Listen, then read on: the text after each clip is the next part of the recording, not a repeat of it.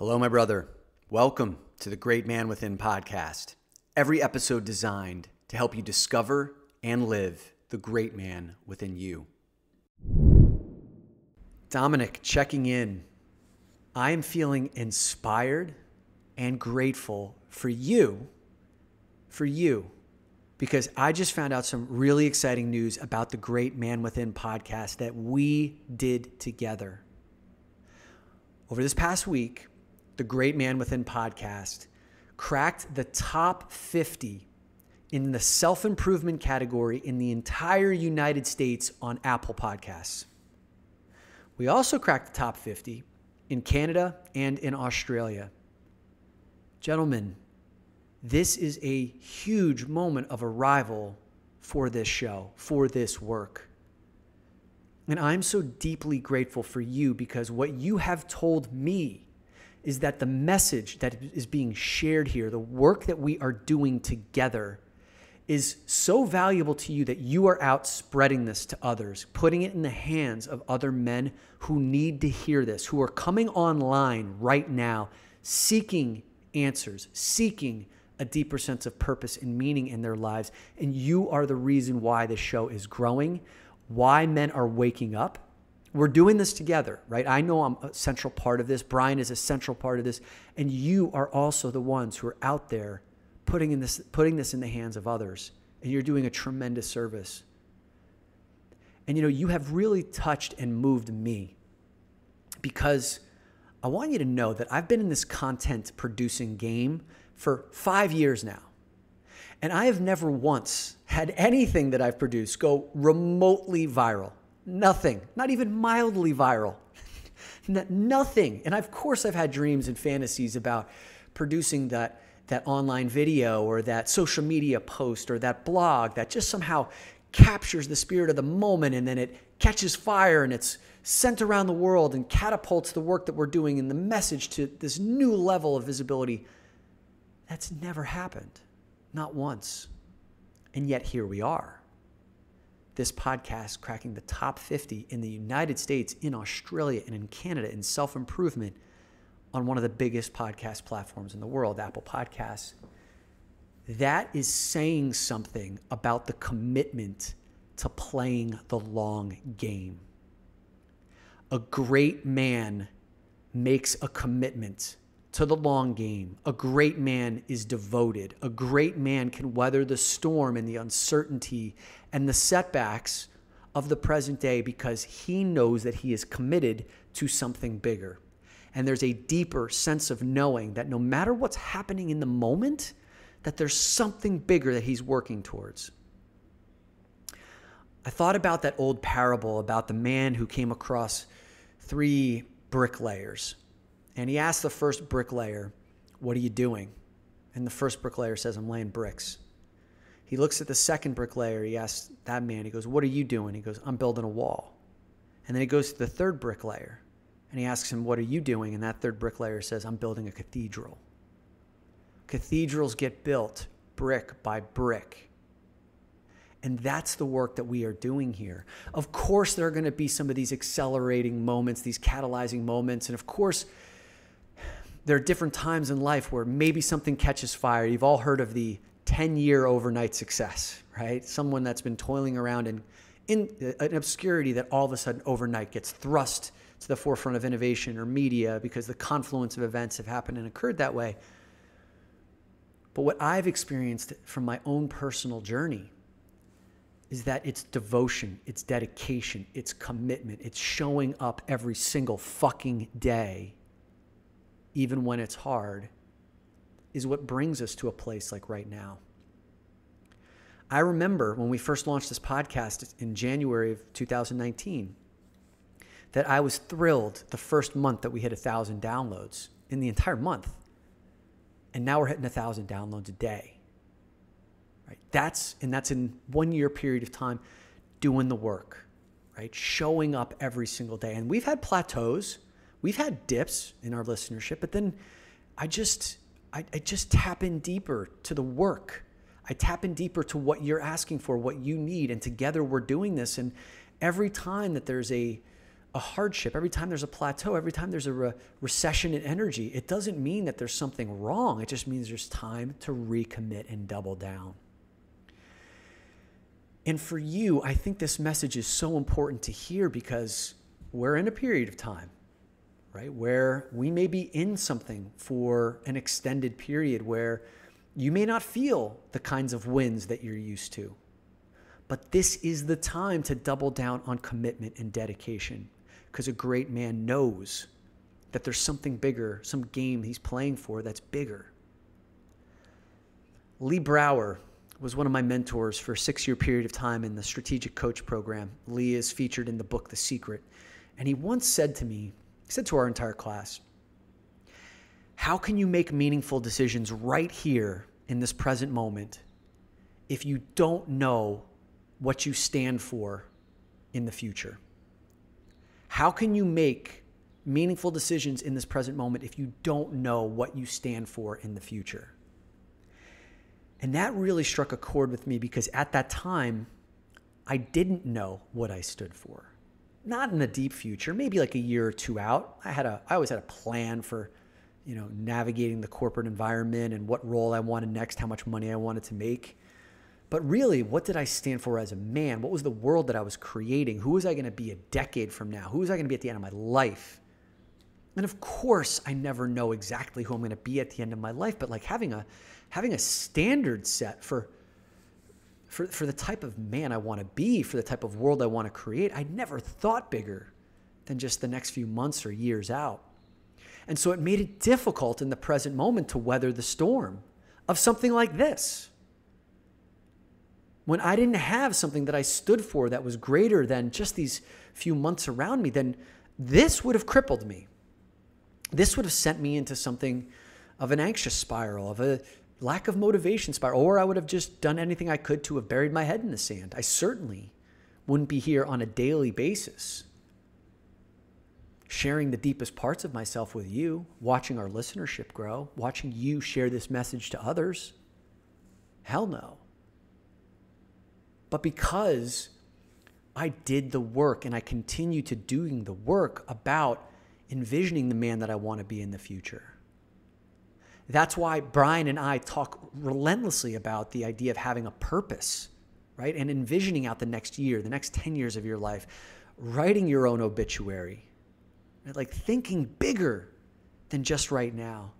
Though pulling back the lens, which is the most important thing to do during times like this, where we are so microscopically hyper-focused on just the present-day fears and insecurities, to pull back the lens and recognize that this period of time that we are going through right now is but a drop in the bucket over the course of your entire lifetime.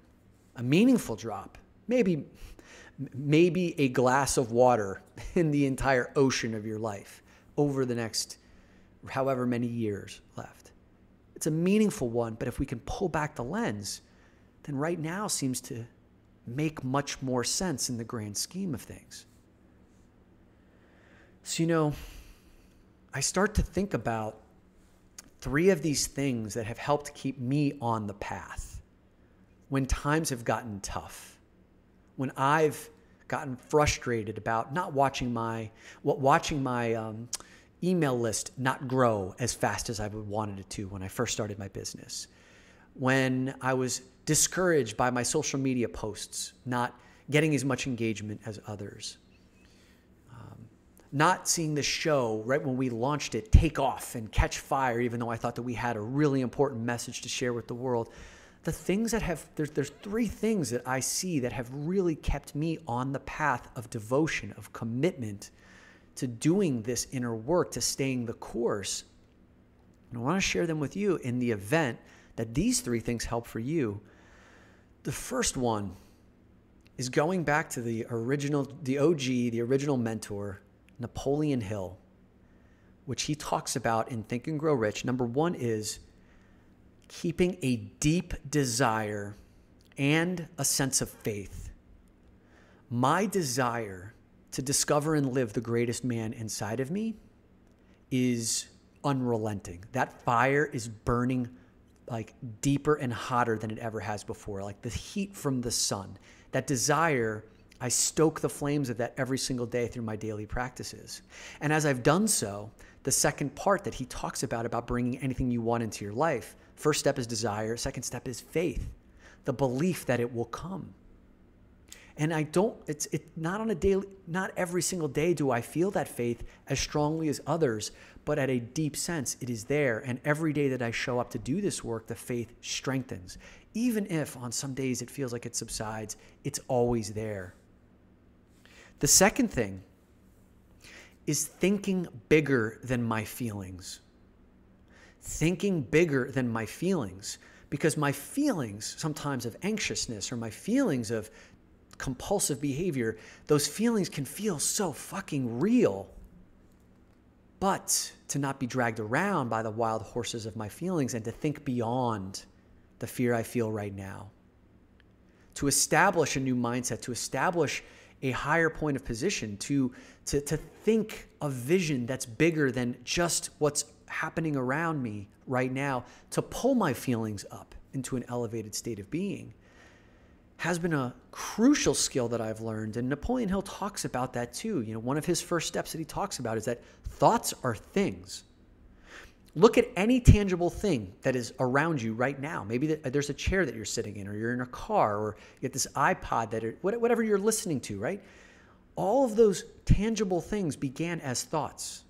Someone came up with a thought to build that thing that you are using right now.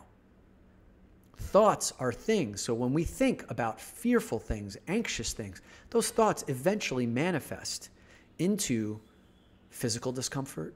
They manifest into losing clients.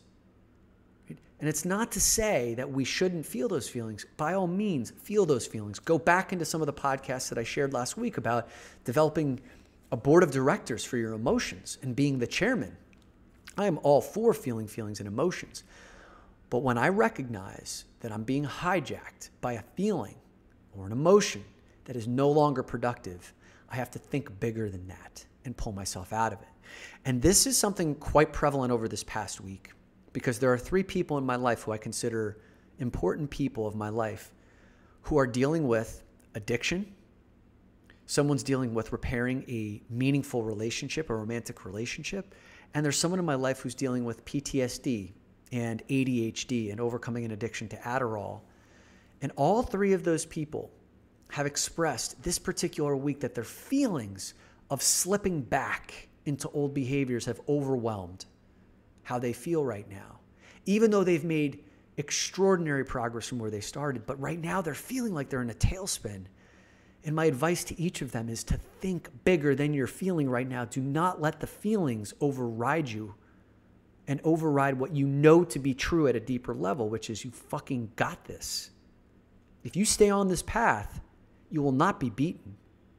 I have had many regressions over the course of my journey of this inner work over the past 10 years, but I have not fallen off the mountaintop. It's just that I'm still striving for the mountaintop, but I'm hitting peaks and valleys along the way. And one of the great men in my men's group on Monday night, Daniel, was the one who gave me that analogy. So props to you, Daniel, brother. I love you for that. And the third thing that has allowed me to stay on this path is the fact that I've chosen guides that I trust to keep me on that journey. There are times where it's been extraordinarily difficult for me to think bigger than I feel. And that's why I've needed to surround myself with guides that I trust. David Waldis, who's my beautiful coach right now, who you're going to have a chance to hear from in these next few weeks. John O'Connor, who you've already heard on the show a couple of times. Right? Monica and Wiley, who were 2 coaches who helped me make some of the biggest transitions of my life a few years ago.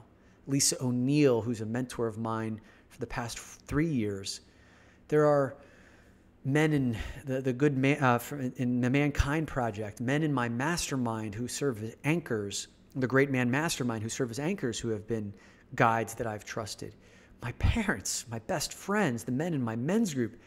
I've always had a community or coaches or spirits that I've talked to, that I've looked to, my highest version, guides that I trust to keep me on the path when I'm playing the short game and getting sidetracked by the short game. And I was in a mastermind workshop, not my own, my friend George Bryant's, my good friend George Bryant's a few months ago. And there was a really, really thoughtful innovator in the room. His name is Gareth. And he talked about how he envisioned old Gareth. He's, I think, 35 or something like that now, or in his early 30s. And he's like, when I have a tough decision to make about my business, about which route I take, I envision old Gareth at the end of his life, or at the end of Gareth's life, who's already achieved all the things that I've wanted. And I ask him for his advice about what he would do in this particular moment. And old Gareth always has the answer for me. And it's always in alignment with integrity and living the best version of myself. So what I want for you is I want you to play the long game of your life, of living the great man within. Right? I'm on this journey over the next 10 years in helping 10 million men discover and live the great man within them. And you better believe that is a long fucking game that I'm committed to playing every single day. And guess what? You are helping me. You've already helped, and you are continuing to help by spreading this message, by helping get more men on this path to playing the long game. Fuck these short games, right? Fuck that instantaneous payoff of posting something on social media and hoping that people are going to like it. Fuck the payoff of a quick fix, sexually speaking. Fuck the short game of making a quick buck and shortchanging your integrity in the process. Fuck that. Fuck it. We are men who are committed to something deeper, playing a long game that's going to pay off, and you have just helped reinforce that with what this show is doing. So let's get on that path. It's going to be a long journey. I can tell you, it's going to be the wildest ride of your life, and you're going to fucking love every minute of it. Maybe not every minute of it. Maybe not every minute of it. But I can guarantee you that you're going to love yourself if you stay on this path of discovering and living the great man within you.